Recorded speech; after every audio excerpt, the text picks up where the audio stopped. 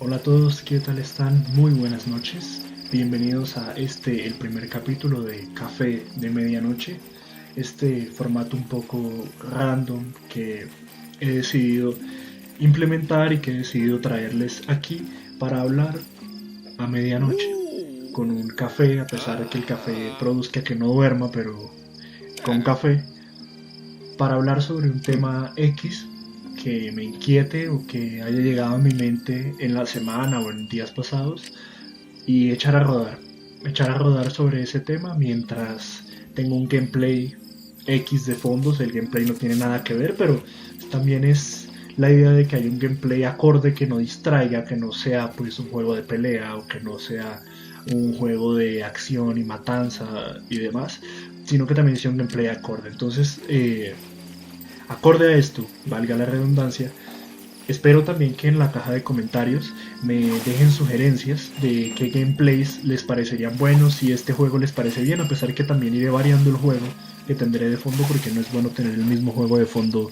siempre, pero estaré variando el juego y también estaré trayendo diversos temas. No solamente tendré una misma línea, no tocaré solo temas filosóficos, temas muy profundos que toquen fibras importantes del sentido de la vida y demás, sino que también traeré temas cotidianos, temas coloquiales, cosas simplemente de lo que me apetezca hablar. Y si mi reflexión puede servirle a alguien, alguien que me escuche del otro lado de la pantalla puede sentirse eh, identificado con alguno de mis pensamientos o con la forma en que lo expreso, pues bienvenido sea. Y de igual forma también es completamente bienvenido cualquiera que con este tema tenga alguna experiencia y quiera compartirla conmigo y con las demás personas que vean este video en la cajita de comentarios. Cualquier experiencia que tengan, porque eso también nos hace crecer, conocer experiencias de otros, conocer la forma de pensar de otros y las vivencias de otros. A pesar de que solamente podamos vivir una vida, hay que nutrirla al máximo de la mayor cantidad de vidas alternas posibles. Entonces, sin enrollarme más, bienvenidos. Gracias primeramente por darme la oportunidad. Literalmente estoy intentando grabar esto para ser fiel al estilo. Son las 12:15 de la noche. Hay un silencio sepulcral en mi unidad residencial porque normalmente la gente está durmiendo porque es día de semana. Eh, y la idea es esa, ¿no? La idea es que lo puedan escuchar, bien sea preferiblemente con audífonos, porque así se escucha mejor, pero bien sea solos, bien sea a medianoche también, bien sea de noche, si no sea tan tarde, en paz, como prefieran. No hay reglas, pero sí estas condiciones de hacerlo de noche, hacerlo en soledad, ayudan a que la experiencia sea mejor, sea un poquito más amena. Entonces, nada, bienvenidos. Y quisiera arrancar, si algo me voy acordando de algún detalle que se me haya olvidado decir sobre este formato, sobre la periodicidad o lo que sea, pues lo iré diciendo a medida que vaya andando, porque si me quedo aquí pensando jamás voy a arrancar. Y bueno, el tema que tengo para hoy es que es un tema que me viene dando vueltas la cabeza hace un par de semanas y es el tema de los estímulos.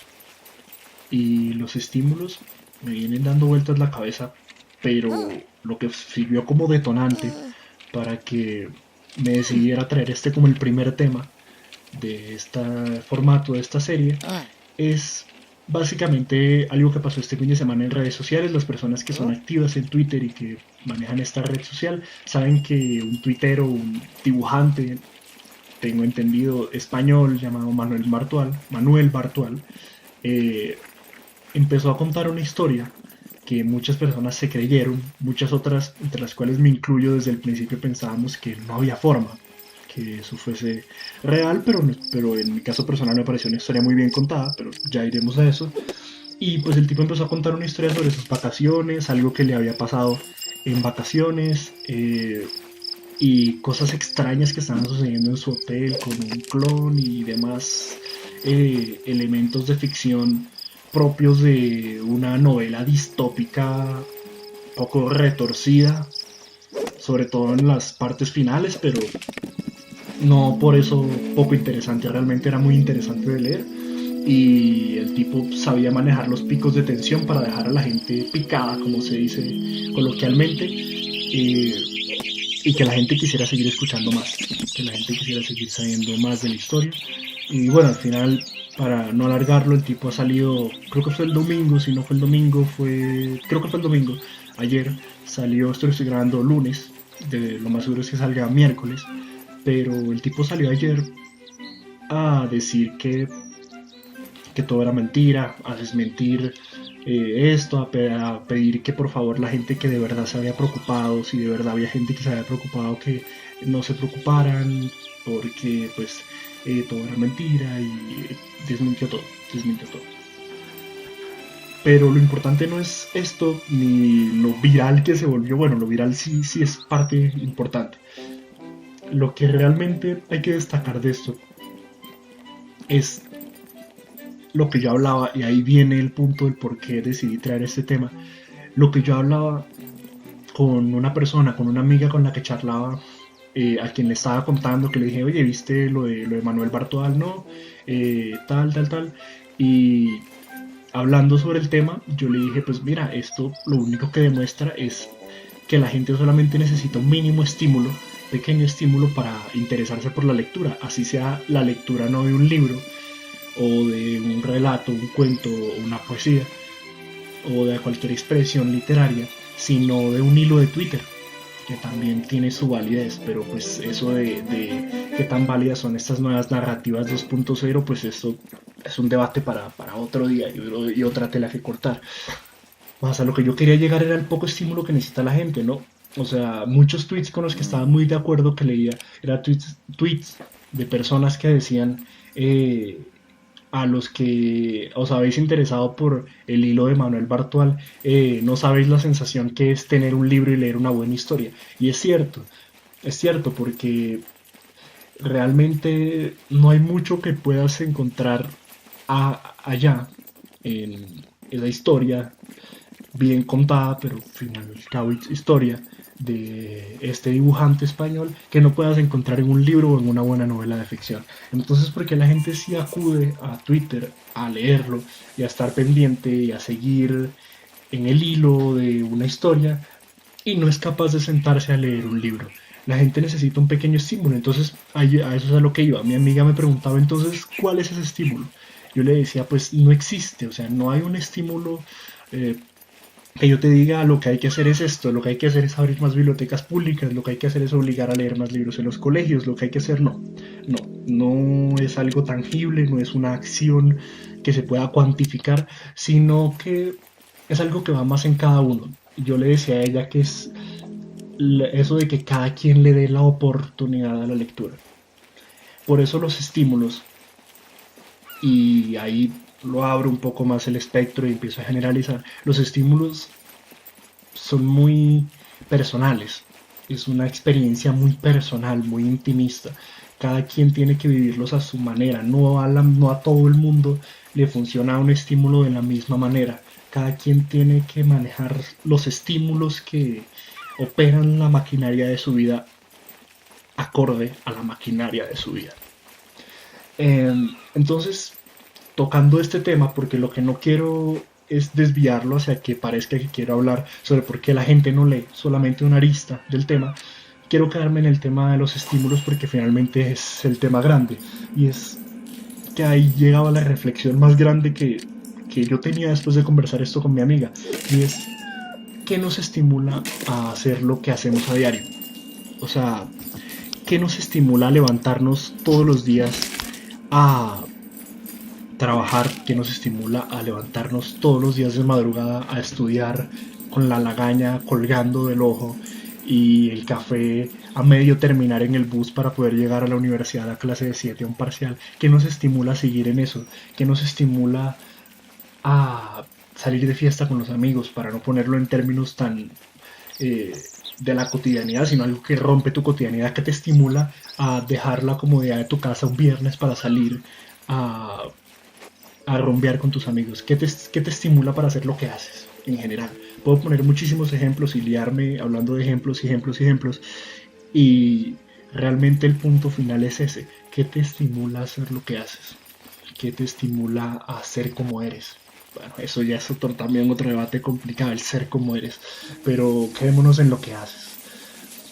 Y a lo que llegaba realmente, porque pues de esta serie se trata de hablarles yo desde mi perspectiva, pero esta pregunta la dejo abierta y me encantaría sobremanera poder leer en los comentarios algunas opiniones de personas y que me digan qué los estimula, que le den respuesta a esta pregunta.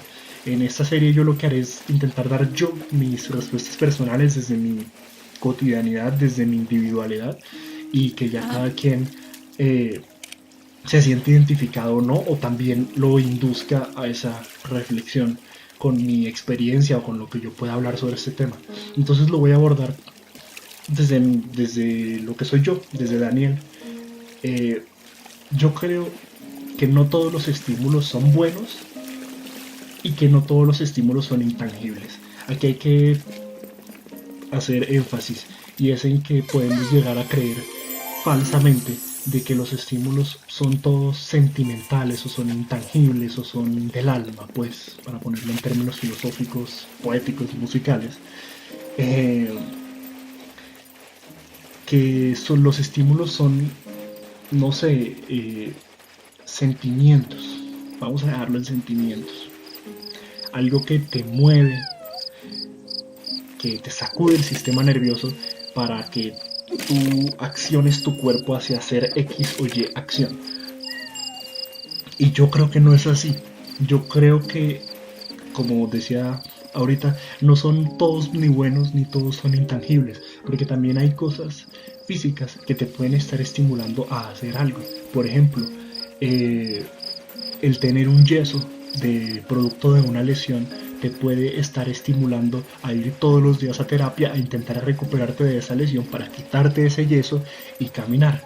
Tu estímulo sí puede ser algo intangible de que, oh, sí, quiero volver a caminar y las ganas de salir adelante, de superarme, de, bueno, y todo esto, pero el estímulo mayor es un elemento físico duro que está ahí, que no lo puedes cambiar cerrando y abriendo los ojos, y es el yeso.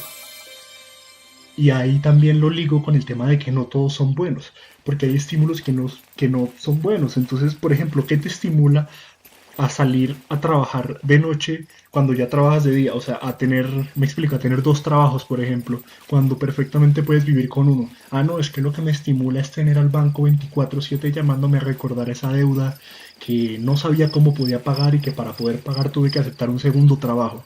Entonces ese estímulo no es bueno. O sea, bueno, no es bonito. Es la palabra, no es bonito.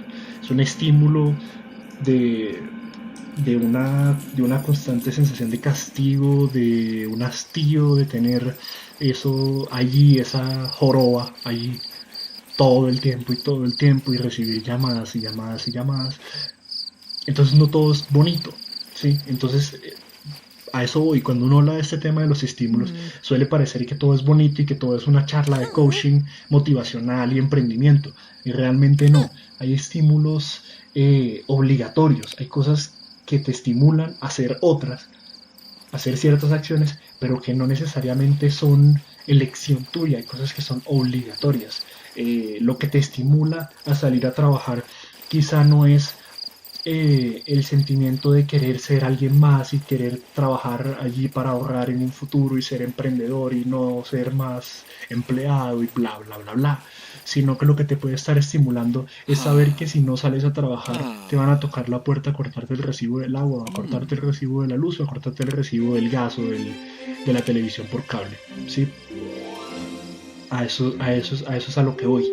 Y realmente la forma de abordar estos estímulos, la forma de abordar eh, y de elegir, porque hay algunos que son obligatorios, sí, pero la gran mayoría, y de eso estoy convencido, la gran mayoría son una elección, es una elección de vida. Y hacia allá quiero ir. en que sí, son una elección de vida estos estímulos, algunos pues, pero eso también va acorde y va ligado a una elección primaria. Me explico. Una elección primaria que viene siendo algo que yo concibo como dos formas de ver y de vivir la vida. No les puedo poner nombre, tengo que decirlas como se me han ocurrido y como siempre las he pensado. Y no les puedo poner nombre porque sencillamente no soy filósofo, ni soy académico, ni sé sintetizar en una teoría y en un nombre ideas que tengo. Solamente sé que tengo las ideas. Entonces, yendo a esto, yo creo en dos formas de vivir la vida. Creo que hay dos formas, dos afluentes, que lógicamente tendrán pequeñas subafluentes de personas que responderán a esta gran corriente pero con una pequeña variación, y hay muchísimas, muchísimas, muchísimas, pero al final todas esas subafluentes pueden ser clasificadas en dos grandes grupos, dos grandes categorías. Uno es la gente que vive en la búsqueda, en la constante búsqueda de certezas. Y la segunda es la gente que vive su vida acorde al cortoplacismo, acorde al día a día, acorde al hoy, al vivo hoy, hoy estoy vivo, tomo mis decisiones hoy, no pensando en el futuro, no pensando en nada más allá que hoy y que el momento y que la hora. Voy a abordar también bajo la que yo creo vivir yo. Y bueno, antes de decir esto tengo que decir que es una elección primaria, como mencionaba hace un momento, porque luego tú tomas esa decisión, te vas por ese camino. Y es un camino que recorres por decisión propia, porque eso sí es una decisión, el que uno tiene en sus manos, de decidir hacia cuál de las dos afluentes va a caminar, cómo va a vivir su vida. Entonces, yo lo reflexionaba más porque creo que, por ejemplo, en mi vida personal, yo eh, vivo en la búsqueda de certezas, porque me gustan las cosas sólidas, me gustan las, las verdades, ¿sí? Me gusta saber que tengo dinero en el banco y que eso me asegura una semana de comida, por ejemplo. Es un ejemplo muy X, muy aislado, pero por poner un ejemplo. Y ya partiendo de esas pequeñas cosas a los grandes temas de la vida, como me levanto todos los días estimulado por mi decisión primaria de la búsqueda de certezas, entonces salgo a estudiar para después poder, después del pregrado, poder hacer un posgrado y después poder hacer una maestría y poder tener un futuro profesional que me asegure poder en un futuro comprar una vivienda y dejar de pagar arriendo y ser independiente económicamente y tener un futuro medianamente asegurado para tener un trabajo estable y algún día poderme pensionar y bla bla bla bla. Vivo en la búsqueda de certezas. La otra clase de gente, el otro tipo de gente, pues, que también, o sea, ninguno tiene la verdad, las verdades absolutas no existen, es algo que yo siempre suelo decir, las verdades absolutas no existen. Entonces, no estoy aquí haciendo un juicio de cuál es buena, cuál es mala, simplemente las expongo. Entonces, digo la otra, el otro grupo de personas, es la gente que solamente piensa en el hoy. Es la gente que dice, hoy salgo de rumba y hoy tomo ciertas decisiones durante esta rumba porque yo solamente pienso en el ahora y en gozar el ahora y no pienso en las consecuencias que eso me pueda traer a futuro. Simplemente vivo por el ahora. Entonces, por tanto, todas las decisiones que tomo son respecto a cómo me siento ahora y no pensando a cómo eso puede repercutir a futuro. Entonces es gente que no se preocupa por las certezas y quizás es gente que vive más feliz. Si uno lo piensa bien, es gente que a veces es más feliz porque no tiene tantas preocupaciones. Tantas preocupaciones a corto plazo, al hoy, porque el vivir así les genera estar siempre satisfechos. ¿Y por qué están siempre satisfechos? Porque están tomando las decisiones que les hacen felices hoy. Entonces hoy son felices.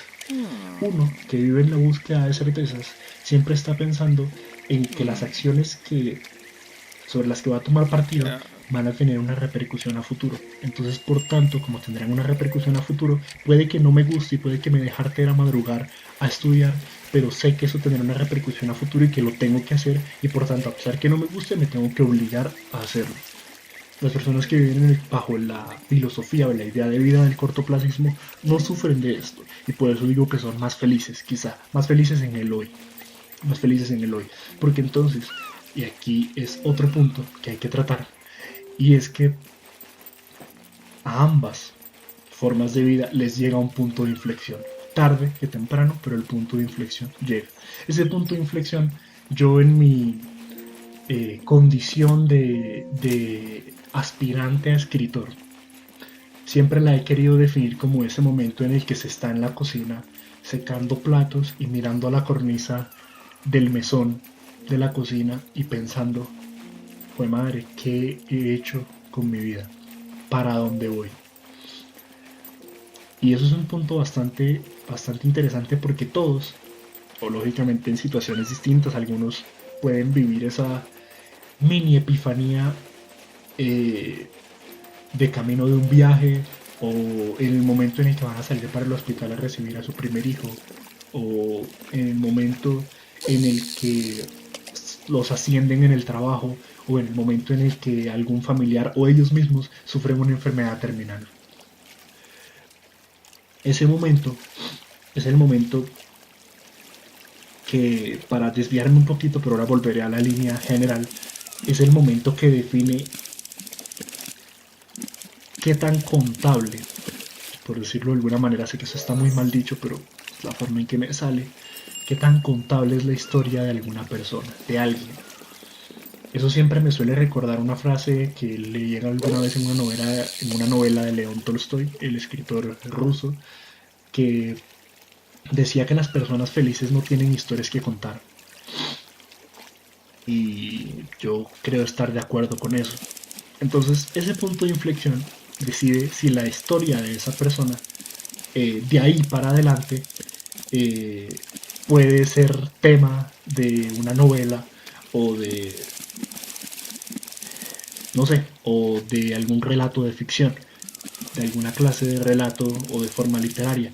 Porque, y no me malinterpreten, no es que antes en su vida no haya valido la pena contar su historia, porque yo personalmente soy también de los que creo que las mejores historias son las historias cotidianas y las historias de la gente y las historias de vida común y no tanto esas historias super la increíble vida de Walter Mitty o como esa película de Ben Affleck o estas grandes historias de personas que cambiaron el mundo con historias sorprendentes que salen completamente de lo común. Por ejemplo, la historia de este señor Garner de En Búsqueda de la Felicidad. Sino que creo más en las historias comunes, en que las mejores historias están en la calle de personas que no pueden no tener o recibir el foco de los medios, pero que tienen una historia para contar. Por eso pido que no me malinterpreten con lo que digo, pero digo que la ficción, normalmente la ficción necesita de un hecho contundente y de un hecho sorprendente, como decía un profesor que tenía de crónica. La crónica y generalmente los relatos de ficción se basan en un hecho sorprendente que motive a contar esa historia, un hecho fuera de lo común. Y fuera de lo común no quiere decir sobrenatural, ni quiere decir de ciencia ficción. Fuera de lo común puede ser algo que perfectamente le puede pasar a alguien, pero cuando dice, oiga, eso no pasa todos los días. Eso no pasa todos los días. Lo tengo que poner también en un ejemplo. Lo leía hace poco en un cuento de un libro que recomiendo mucho ahora de paso, que se llama Manual para Mujeres de la Limpieza de Lucía Berlín.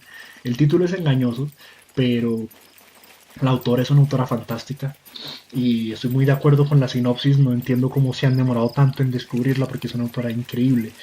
Y ella, para no liarme más, eh, es una autora con influencias muy de Carver, de esa clase de historias cotidianas. Y la señora básicamente en uno de sus cuentos eh, contaba que el señor estaba sentado leyendo un periódico y en el periódico había una sección de historias cotidianas sorprendentes. Por ejemplo, la historia, contaba ella, pues lógicamente en ficción, de un señor que estaba en la cocina y la cocina de su casa quedaba sorprendentemente en el segundo piso y el tipo arrojó eh, la cogió un martillo de una rabia que cogió un martillo, le pegó a la sandía y la sandía era una sandía que había y la sandía era tan dura que rodó por todo el mesón, salió por la ventana, le cayó en la cabeza a su esposa, la mató, rebotó en la cabeza de su esposa luego de matarla y cayó en el coche de su bebé recién nacida y también la mató y siguió rodando hasta terminar cayendo, rebotando, rebotando, rebotando y cayendo sobre el capó del carro y dándole un golpe que dejó irreparable el motor del carro que apenas estaba empezando a apagar.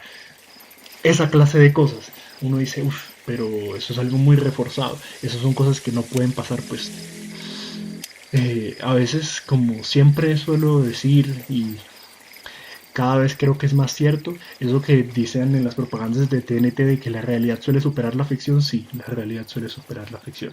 Entonces, volviendo un poco, hablo de estas historias de que las personas felices no tienen historias que contar, porque ese punto de inflexión, esa mirada a la cornisa y esa reflexión sobre el que se ha hecho con su vida, marca un antes y un después. Un antes y un después que está condicionado por cómo reacciona la persona en ese momento. Porque la persona puede reaccionar de dos maneras. La primera es decir, no, sí me arrepiento de algunas cosas, sí hay cosas que hubiese querido vivir o hacer distinto, pero creo que escogí el camino correcto, estoy bien, no pasa nada. Listo. Ahí no hay una historia que contar, porque es una persona que a pesar de que haya vivido cosas interesantes y de que tenga una historia de lucha y que tuvo que sacar con sacrificio la universidad y bla bla bla bla, es una persona que siempre respondió y siguió su vida conforme a su decisión primaria. Fin. Las personas que yo creo y que comparto esa idea de Tolstoy, que tienen historias que contar, son las segundas, las que en el momento del punto de inflexión, en el momento en el que se cuestionan eso, dicen no, ahora voy a cambiar mi vida. Esas personas que también han sido inspiración para películas, ahora que lo recuerdo, y que de seguro todas las personas que escuchen esto y yo mismo estarán pensando en un caso cuando lo mencione ahora, que conozcan algún caso cercano que tengan de alguna persona que pensó, un hombre que pensó a los 40, no, sabe que yo también he sido muy cuadriculado, toda mi vida he sido muy estudioso, no me he dado vida, no he salido, no he tenido experiencias, no he viajado, entonces ahora soy médico y me voy a dejar la medicina y me voy a ir dejar lista a recorrer el país en moto y dejando una novia en cada paraje, ¿sí? Esa clase de personas, esa clase de historias. Historias, por ejemplo, yo tengo una cercana, no tan cercana, pero sí conocida, de un tipo que iba en séptimo semestre de medicina y dijo, no, yo lo que quiero hacer es músico, y a séptimo semestre de medicina lo dejó y se dedicó a ser músico. No fue nadie en la música, no es que esa clase de historias que uno escucha, no, este tipo era tipo la historia de Conor McGregor, ahora que está tan de moda. Ese tipo era plomero y jugaba fútbol, pero un día dijo que estoy haciendo con mi vida y decidió meterse a un gimnasio de artes marciales y hoy es Conor McGregor. No, una persona que tomó la decisión y que a pesar de haber tomado la decisión siguió siendo una persona común y corriente, pero que cuya decisión eh, desembocó, es la palabra que estaba buscando, cuya decisión desembocó en un pequeño caos en su entorno, porque estas decisiones generan caos en el entorno de la persona que las toma, caos en sus pareja, caos en su familia, caos en cómo así, cuántos semestres te pagamos y entonces toda esa plata invertida que y ahora qué vas a hacer con tu vida y la música no te va a dar para vivir y bla bla bla bla, genera un pequeño caos. Entonces la decisión no solamente afecta a esa persona sino que afecta a otras y afecta la relación de esa persona con otras, y esas pequeñas afectaciones y esas pequeñas vicisitudes que tiene que vivir, además de las, no solo las pequeñas sino las grandes, de tener que echar para atrás toda su vida y darle un giro de 180 grados, pues eso ya tiene muchísimas, pero muchísimas historias pequeñas que contar y una gran historia que contar. Entonces, estas dos clases de personas son las dos clases de personas que hay en la vida. Y a lo que yo quería llegar con esta reflexión era pensar lo que pensaba al principio, ¿qué es lo que nos estimula? ¿Cuál es esa decisión primaria que tomamos? ¿Hacia dónde estamos yendo? ¿Bajo qué estímulos nos estamos moviendo?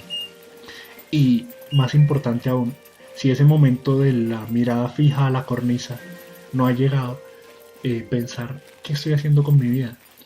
¿De verdad lo que estoy haciendo es lo que quiero?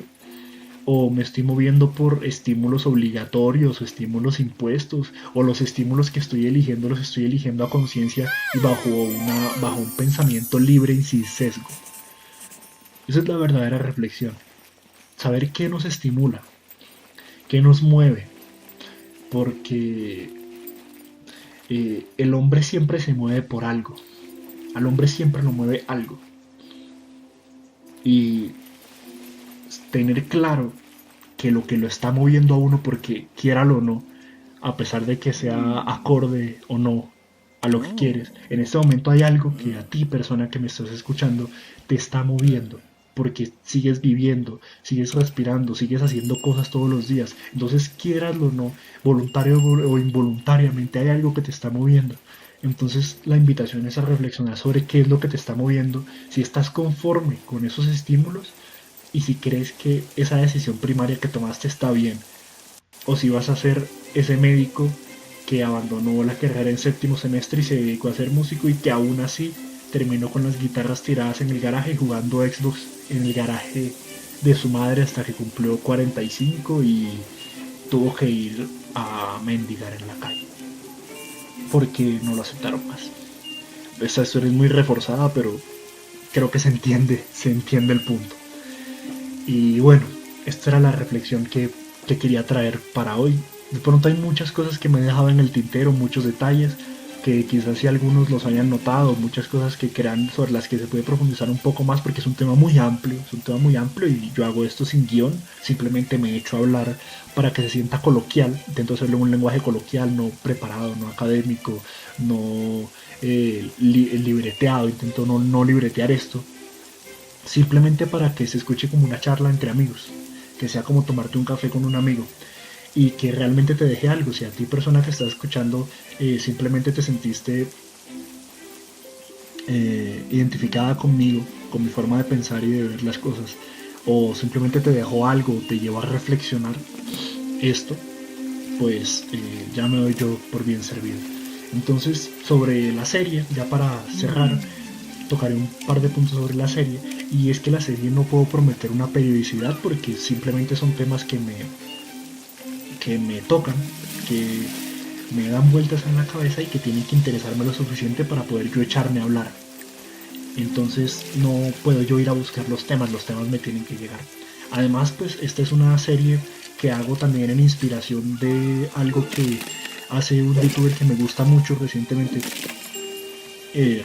su serie. Me gusta mucho desde hace mucho tiempo su contenido y es Outconsumer, y él está haciendo una serie de confesiones a medianoche. Me parece muy interesante y el formato me gustó y dije, ¿por qué no? Con ciertas variaciones también lo voy a hacer, pero dije también, ¿por qué no? Me pareció muy bueno. Creo que puedo tener algo que decir, algo que comunicar, y pues si hay alguien que le interesa escucharlo y que lo que yo diga le puede servir de algo, pues me doy por bien servido. No tengo ningún otro objetivo con esto. Entonces, básicamente es eso. Estaré trayendo temas no siempre así de profundos o de grandes, pero sí temas que sean inquietudes de la gente del común, inquietudes del día a día, inquietudes de bus, como se le podría llamar, de gente que anda en bus, inquietudes de personas comunes y corrientes. Y que tú, persona que estás del otro lado, te puedas llegar a sentir identificado o te pueda llevar a reflexionar, o simplemente en la caja de comentarios te sirva como un desahogo. Al igual también les abro la propuesta de que voy a dejar en la cajita de información un correo sobre el cual me podrán escribir si tienen algún tema que quisieran específico que trate, algún tema, mira, Daniel, trata este tema, me gustaría que hablara sobre este tema y lo podríamos pensar, o en la caja de comentarios igual, si me quieren comentar sus experiencias, si me quieren comentar a qué los ha llevado a pensar este tema de los estímulos, si tienen experiencias de puntos de inflexión como el que hablo, de la mirada a la cornisa, o cualquier cosa. que se les ocurra decirme en la caja de comentarios será bien recibida, y esperaremos a ver hasta dónde va este formato, cómo va evolucionando, si a la gente le gusta, si más adelante podemos evolucionar a tener personas, a por ejemplo invitar personas que tengan algo que contar interesante sobre el tema que yo vaya a traer y podamos llamarlas por Skype y juntarlas a este formato. Sería muy interesante. Entonces no me lío más, no hago esto más largo y nada. eh, Espero que les haya gustado. Si les gustó y les parece bueno el contenido, dejar un me gusta, se agradece. Pero más importante es el comentario, la retroalimentación, y cualquier comentario constructivo es muy bien recibido, y cualquier persona que quiere, con la que quieras compartir este material, es también libre completamente. Entonces, un abrazo a través de la pantalla y nos vemos en el siguiente, y buenas noches.